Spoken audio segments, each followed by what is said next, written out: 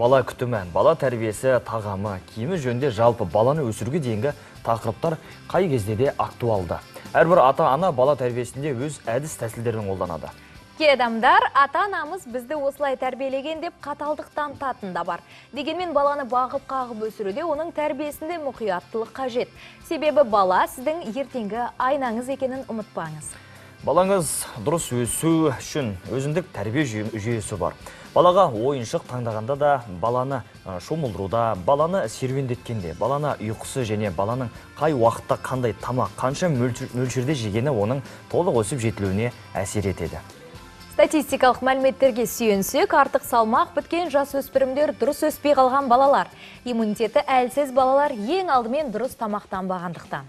Енді баламыз дұрыс өсу үшін қалай тамақтандырған дұрыс? Бала таңын қандай аспен бастаған абзал? Мамандардың кеңесін тыңдайық. Пайдаңызға жарап қалар. Баланың дұрыс тамақтануын бәріміз қадағалайтынымыз анық.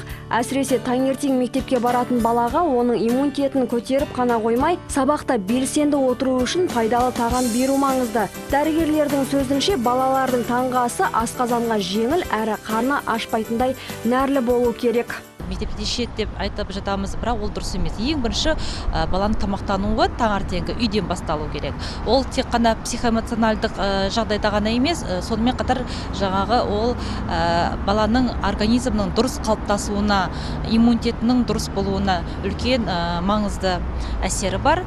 Қазіргі кезде ботқа жегісі келмейтін балалар көп. Десек те олардың қандай ботқа түрін қалайтынын біліп, соны дайындап берген дұрыс. Оның үстіне аздаған май салып, дәмін кіргізуге болады. Балалар бұл классикалық тағам түрі асқазанына жеңіл болатынын білгені жөн. Әрі ботқа тойымды ас болғандықтан баланың сабақта қарны ашпай, оқуға деген зейіні ашылатыны анық. Оның негізгі құрамы бірінші ол ақуыздар, белки деп атаймыз, және екіншіден көмірсулар болу керек, углеводы.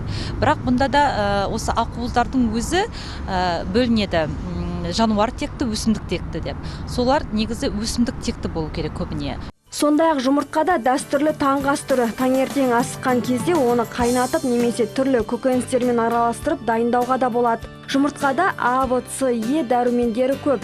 Темір жетіспейтін балаларға көмегі зор.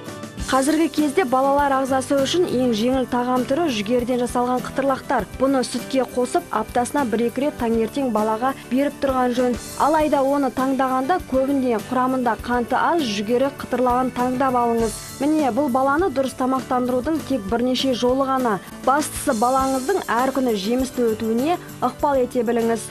Маржан Нүсіпбек, Дастан Әлішев, арнайы Қайырлы таң үшін.